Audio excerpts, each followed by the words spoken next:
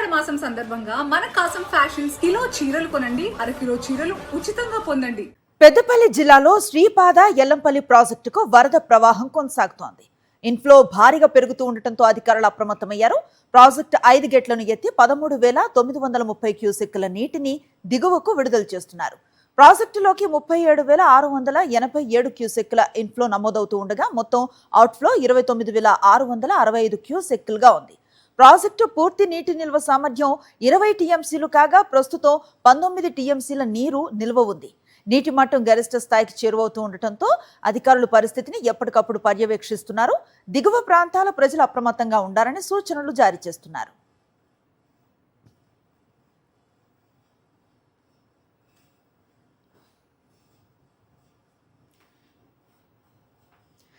Project వద్ద ప్రస్తుత పరిస్థితిపై మరింత సమాచారాన్ని మా ప్రతినిధి రమణ అందిస్తారు. రమణ, చెప్పండి. అనుశ్రీ, మొత్తంగా తెలంగాణ వరప్రదాయిని ఎల్లంపల్లి ప్రాజెక్టు వద్ద ప్రస్తుతం మనం ఉన్నాము. ఎల్లంపల్లి ప్రాజెక్టు 20 టీఎంసీల సామర్థ్యానికి కానీ ఇప్పుడు దాదాపుగా పూర్తి జలకళ సంతరించుకొని 19.5 టీఎంసీలతో మనకు కనిపిస్తుంది. మనం చూడవచ్చు మొత్తంగా. అయితే ఇప్పుడు పైనుంచి వస్తున్న వాటరు ప్రవాహము మనకు ఒక 37,000 టీఎంసీ క్యూసెక్కుల నీరు ఇంకా వస్తుంది. ఈ క్రమంలో మొత్తంగా 62 గేట్లకు గాను 5 గేట్లను ఎత్తి మొత్తంగా ఒక 13,000 క్యూసెక్కులను బయటకు కిందికి వదులుతున్నారు. మరొక వైపు మొత్తం ఇప్పటి వరకు అంటే చూస్తే మనం ఒక 2 రోజుల క్రితం చూస్తే ఇది ఒక పూర్తిగా డెడ్ స్టోరేజ్కి పడిపోయిన ప్రాజెక్టుగా కనిపించింది. కానీ ఒక్కసారిగా 3 రోజులుగా కురిసిన భారీ వర్షాలతోని పూర్తి స్థాయిలో ఇది జలకళ సంతరించుకోవడంతో పాటుగా ఇక్కడి నుంచి మనకు అటు నంది పంప్ హౌజ్, నంది మేడారం వద్ద నిర్మించిన నంది పంప్ హౌస్తో పాటుగా మరొక వైపు కరీంనగర్ జిల్లా రామడుగు మండలం లక్ష్మీపూర్లో నిర్మించిన గాయత్రి పంప్ హౌస్ నుంచి మొత్తంగా నీటి విడుదల చేసి మిడుమానేరుకు తరలిస్తున్నారు. మిడుమానేరు కూడా ఇప్పుడు 18,000 క్యూసెక్కుల నీటి ప్రవాహం పోతుంది. ఈ క్రమంలో మొత్తంగా ఈ ప్రాజెక్టులన్నీ కూడా డెడ్ స్టోరేజ్కి పడిపోయిన క్రమంలో ఒక్కసారి జలకళ సంతరించుకోవడం మాత్రం ఖచ్చితంగా రైతుల్లోనైతే ఆనందం కనిపిస్తుంది. ఇక్కడ కొంతమంది అంతర్గాం వాసులున్నారు. ఒకసారి వారితో మనం మాట్లాడించే ప్రయత్నం చేద్దాం. ఈ ప్రాజెక్టు ఎట్లా ఉపయోగపడుతుందో కూడా కనుక్కుందాం. అన్న, చెప్పండి, ఈ ప్రాజెక్టుకు సంబంధించి మీకు ఏం తెలుసు? దివంగత ముఖ్యమంత్రి రాజశేఖర రెడ్డి గారు ఈ రాష్ట్రంలో ప్రజలు ఎదుర్కొన్నటువంటి తాగునీటి సమస్యనైతేనేమి, సాగునీటి సమస్యనైతేనేమి వారు ముఖ్యమంత్రిగా ఉన్నప్పుడు మంచి ఆలోచనతోని ఇక్కడ ఎల్లంపల్లి డ్యామును నిర్మాణం చేయడం అయింది. ఈ యొక్క నిర్మాణం అయిన తర్వాత ఇక్కడ నుంచి హైదరాబాద్కు సంబంధించినటువంటి వాటరు కరీంనగర్ జిల్లా దుర్సేడ్ దగ్గర ఒక డంపింగ్ యార్డ్ ఏర్పాటు చేశారు. అక్కడి నుంచి లిఫ్ట్ ద్వారా సిద్దిపేట నియోజకవర్గానికి సంబంధించినటువంటి కొండపాక దగ్గర పంప్ హౌజ్ నిర్మాణం చేయడం జరిగింది. అక్కడి నుంచి హైదరాబాదు ఏదైతే వాటరు సప్లై ప్రాజెక్టుగా అబ్దుల్ కలాం సుజల స్రవంతి వారి పేరు మీద ఒక ప్రాజెక్ట్ అక్కడ నిర్మాణం చేయడం జరిగింది. అదేవిధంగా ఇక్కడ రామగుండం ఏదైతే ఎన్టీపీసీ పవర్ ప్లాంట్ ఉన్నదో, నేషనల్ థర్మల్ ప్లాంటు ఈ యొక్క భారతదేశంలో ఇస్తున్నటువంటి పవర్ సప్లై కూడా ఇక్కడ వాటర్ ద్వారానే సప్లై వస్తుందని చెప్పి తెలియజేస్తున్నాము. అదేవిధంగా ఇక్కడ లిఫ్ట్ ఇరిగేషన్కి సంబంధించినటువంటి ఏదైతే మిషన్ భగీరథకు సంబంధించినటువంటి ఇంటింటికి నల్ల కనెక్షన్లు కూడా ఈ ప్రాజెక్ట్ నుంచే వాటర్ సప్లై కూడా ప్రతి ఇంటికి కూడా వాటర్ వస్తూ ఉన్నది. ముఖ్యమంత్రి రాజశేఖర రెడ్డి గారు దివంగతులు అయినా కూడా వారు చేసినటువంటి పనులను ఈ ప్రాంత ప్రజలు ఎప్పటికీ మరవలేని పరిస్థితిగా ఉన్నదని చెప్పి మొత్తంగా ఇక్కడ మనం చూడవచ్చు.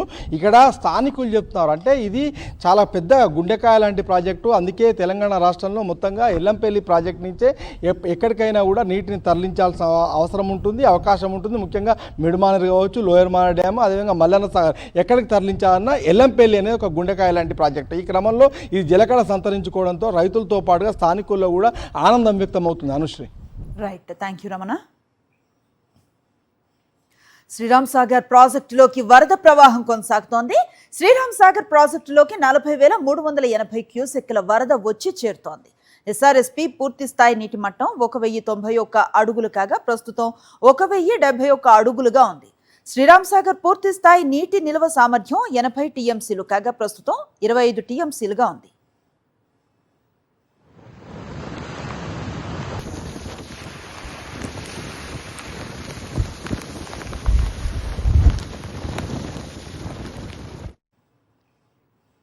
ఛత్తీస్గఢ్లో నారాయణపూర్ జిల్లాలో ఎడతెరిపి లేకుండా భారీ వర్షాలు కురుస్తున్నాయి. వరదల ధాటికి అబూజ్మడ్ అడవిలో బలేవాడ సిఆర్పీఎఫ్ బెటాలియన్ శిబిరం జలమయమైంది. అకస్మాత్తుగా వరద రావడంతో శిబిరం ఖాళీ చేయలేకపోయారు. దీంతో చేసేదేం లేక శిబిరం పై కప్పులు చెట్లపైకి ఎక్కి జవాన్లు పడిగాపులు కాశారు. ఉన్నతాధికారులకు సమాచారం అందించడంతో రంగంలోకి దిగిన రెస్క్యూ టీం సిబ్బందిని సురక్షిత ప్రాంతాలకు తరలించింది.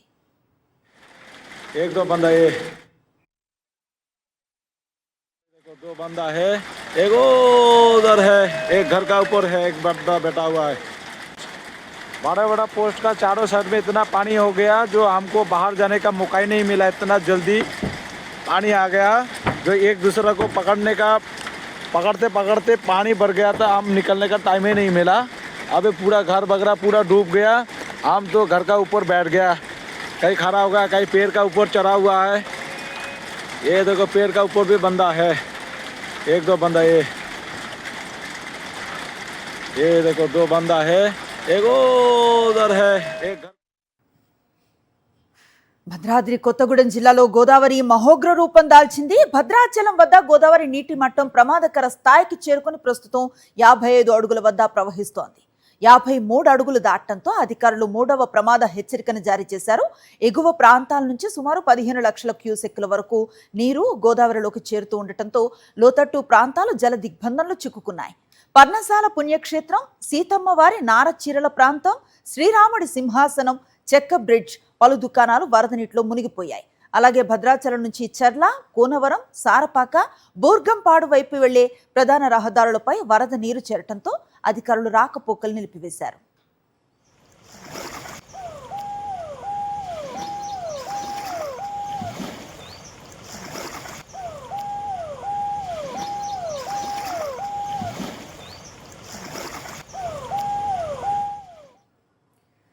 మరింత సమాచారాన్ని మా ప్రతినిధి మహేందర్ అందిస్తారు. మహేందర్, చెప్పండి, గోదావరి ఉగ్ర ప్రవాహం నేపథ్యంలో ప్రస్తుతం భద్రాచలం ప్రాంతం ఎలా ఉందంటే ఏం చెప్తారు?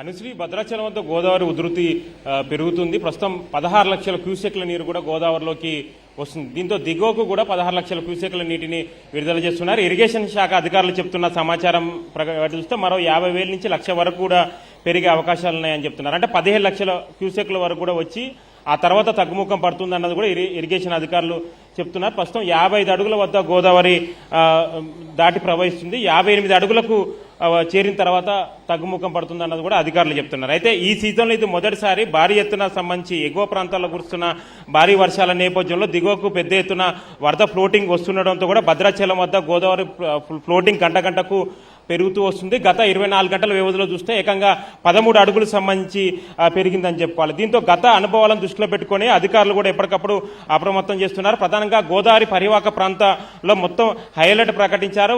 దాదాపు 54 గ్రామాలకు సంబంధించి ఎఫెక్ట్ తీవ్రత ఎక్కువగా ఉంటుంది. 3వ ప్రమాద హెచ్చరిక ప్రస్తుతం కొనసాగుతున్న నేపథ్యంలో ఖచ్చితంగా పరివాహక ప్రాంత ప్రజలు అప్రమత్తంగా ఉండాలని సూచిస్తున్నారు. ఇప్పటికే 20 గ్రామాల వరకు కూడా పునరావాస కేంద్రాలను తరలించే ఏర్పాట్లు జరుగుతున్నాయి. మనం ఒకసారి విజువల్స్ లో చూపించే ప్రయత్నం చేస్తున్నాం. నాటు పడవల సహాయంతో గజ ఈతగాళ్లు మొత్తం గోదావరి పరివాహక ప్రాంతంలో అందుబాటులో ఉన్నారు. ఇటు భక్తులను కూడా రామాలయం సంబంధించి దర్శనానికి వచ్చే భక్తులను సంబంధించి కూడా పుణ్యస్థానాల్లో ఆచరించే క్రమంలో ఇక్కడికి ఎవరిని అనుమతించట్లేదు. మరో 24 గంటల పాటు కూడా ఇక్కడికి ఎవరు అనుమతించామని కూడా అధికారులు చెప్తున్నారు. కరకట్ట పైన కూడా భారీ గేట్లను ఏర్పాటు చేయడం జరిగింది. ఇక్కడ భారీ పోలీసు బందోబస్తు సంబంధించి ఉన్నారు. అవతల వైపు నుంచి మాత్రమే ఎవరైనా భక్తులు వచ్చిన వాళ్ళు ఇక్కడ వీక్షించి వెళ్లాలని చెప్తున్నారు. సెల్ఫీలకు సంబంధించి కూడా ఎవరిని తీయట్లేదు. భద్రాద్రి కొత్తగూడెం జిల్లా కలెక్టర్తో పాటుగా ఎస్పీ గత 2 రోజుల నుంచి కూడా ఇక్కడే ఉండి మానిటరింగ్ సంబంధించి చేస్తున్నారు. వరద ఫ్లోటింగ్ నేపథ్యంలో ఇక్కడ సమీప గ్రామాలలో కూడా అప్రమత్తం చేస్తున్నారు. ఎందుకంటే ఎక్కువగా చెర్ల, దుమ్ముగూడెం ఈ ప్రాంతాల్లో ఎప్పుడు గోదావరి వరద ఫ్లోటింగ్ సంబంధించి పెరిగినా ఎఫెక్ట్ తీవ్రత ఎక్కువగా ఉంటుంది. ఇక్కడ ఏజెన్సీ సంబంధించిన గ్రామాలు ఎక్కువగా ఉంటాయి.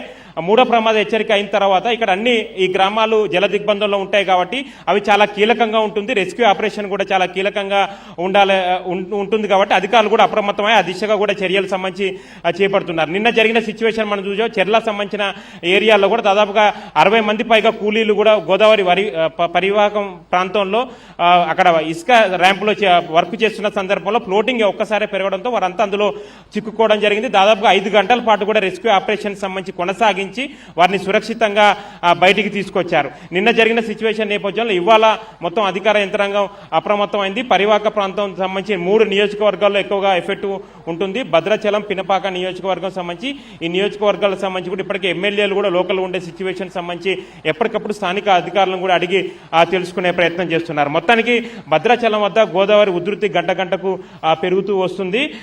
58 అడుగులకు సంబంధించి కూడా చేరిన తర్వాతనే తగ్గుముఖం పడుతుందని అధికారులు చెప్తున్నారు. ఇవాళ సాయంత్రం వరకు మాత్రం 58 అడుగులకు చేరే అవకాశాలున్నాయి. Anusri. Right, thank you Mahender. ఇటు జురాల ప్రాజెక్టుకు వరద పోటెత్తుతోంది. ఎగువ కురుస్తున్న వర్షాలకు కృష్ణమ్మ పరవళ్లు తొక్కుతోంది. దీంతో ప్రాజెక్టుకు 176,000 క్యూసెక్ల ఇన్ఫ్లో వచ్చి చేరుతోంది. అధికారులు 29 క్రస్ట్ గేట్లు ఎత్తి 178,000 క్యూసెక్ల నీటిని దిగువకు వదులుతున్నారు. ప్రాజెక్టు పూర్తి స్థాయి నీటి మట్టం 318 మీటర్లు కాగా ప్రస్తుత నీటి మట్టం 318 మీటర్లుగా నమోదవుతోంది. ఎగువ దిగువ జల విద్యుత్ కేంద్రాల్లో 11 యూనిట్లలో 434 మెగావాట్ల విద్యుత్ ఉత్పత్తి కొనసాగుతోంది.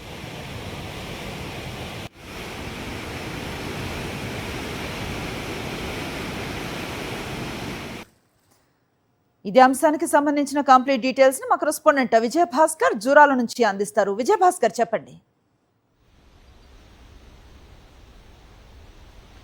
అనుశ్రీ, ఎగువన కర్ణాటకలో కురిసినటువంటి భారీ వర్షాల కారణంగా జూరాల ప్రాజెక్టుకు వరద పోటెత్తుతుంది. అయితే తెలంగాణలో ముఖద్వారంగా ఉండేటువంటి ప్రియదర్శిని జూరాల ప్రాజెక్టుకు భారీగా వరద నీరు వస్తుండేటువంటి నేపథ్యంలో అధికారులు ప్రాజెక్టుకు సంబంధించిన 29 గేట్లు ఎత్తడం జరిగింది. ప్రాజెక్టులోకి ఇన్ఫ్లోగా 176,000 క్యూసెక్ల నీళ్లు వస్తుంటే అధికారులు 178,264 క్యూసెక్ల నీటిని కిందికి శ్రీశైలం వైపుకు వదులుతున్నారు. ఇక ఎగువ దిగువ జురాల వద్ద ఉండేటువంటి జల విద్యుత్ 11 యూనిట్ల ద్వారా విద్యుత్ ఉత్పాదన నిరాటంకంగా కొనసాగిస్తుంది. ఇందులో 434 మెగావాట్ల విద్యుత్ ఉత్పాదన కొనసాగుతుంది.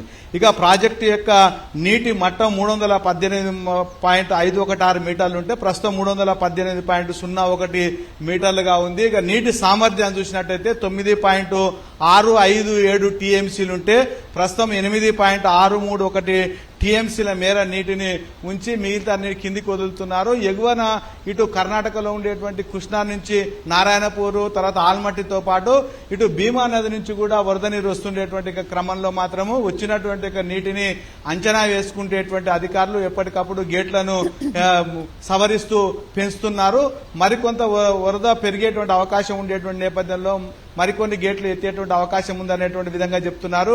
ఇక నదీ తీర ప్రాంతాల ప్రజలు ఎవరు కూడా నదిలోకి వెళ్లవద్దని సూచించడం జరిగింది. ఇంకొక వైపు మత్స్యకారులు ఎవరు కూడా చేపలకు వేళకు వెళ్తారని అధికారులు హెచ్చరించడం జరిగింది. ఇక పైనుంచి వస్తుండేటువంటి వరద కారణంగా కృష్ణా జురాల నుంచి విడుదలవుతుండేటువంటి నీరు శ్రీశైలం వైపు వెళ్తుండేటువంటి క్రమంలో ఇక కొల్లాపూర్ నియోజకవర్గంలోని సోమశిల వద్ద కూడా భారీగా వరద నీరు వస్తుండేటువంటి నేపథ్యంలో ఇటు ఎవరైతే బోట్లు ఉన్నారో వాళ్ళు అటువైపు ఉండేటువంటి ఆలయానికి వెళ్లే సంగమేశ్వర ఆలయానికి వెళ్తుండేటువంటి బోట్లను అధికారులు నిషేధించినప్పటికీ కూడా అత్యధికమైనటువంటి జనంతో వాళ్ళందరూ కూడా ప్రమాదభరితంగా వాళ్ళందరూ తరలిస్తుండేటువంటి నేపథ్యంలో అధికారులు పోలీసులు వాళ్ళని హెచ్చరిస్తున్నారు. ఎటువైపులో కూడా నదిలోకి వెళ్లకూడదు అనేటువంటి హెచ్చరికలు చేస్తున్నారు.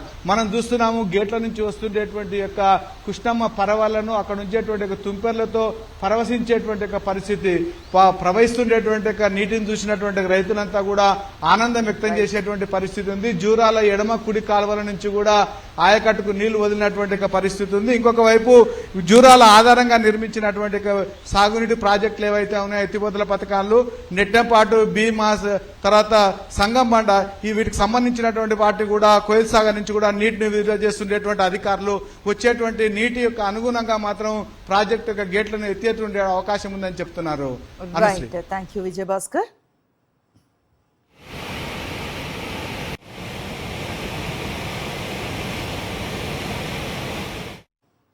నిర్మల్ జిల్లా వ్యాప్తంగా కురుస్తూ ఉన్న భారీ వర్షాలకు కడెం ప్రాజెక్టుకు భారీగా వరద ప్రవాహం కొనసాగుతోంది. అప్రమత్తమైన కడెం ప్రాజెక్టు అధికారులు ప్రాజెక్టు ఒక వరద గేటు ఎత్తి నీటిని దిగువకు వదులుతున్నారు. ప్రాజెక్టులోకి ఇన్ఫ్లో 8,000 క్యూసెక్ల వరద నీరు వచ్చి చేరుతోంది. కడెం ప్రాజెక్టు పూర్తి స్థాయి నీటి మట్టం 700 అడుగులు కాగా పూర్తి స్థాయి నీటి మట్టం కొనసాగుతోంది. ఇక భారీ వరదలతో కడెం ప్రాజెక్టు జల కలను సంతరించుకుంది. కడెం ప్రాజెక్టు ఎగువ ప్రాంతాల్లో భారీ వర్షాలు కురుస్తూ ఉన్న నేపథ్యంలో ప్రాజెక్టు పరివాహక ప్రాంత ప్రజలు అప్రమత్తంగా ఉండాలని, ప్రవాహ ప్రాంతాలకు ఎవరు కూడా వెళ్లకూడదని అధికారులు సూచిస్తున్నారు.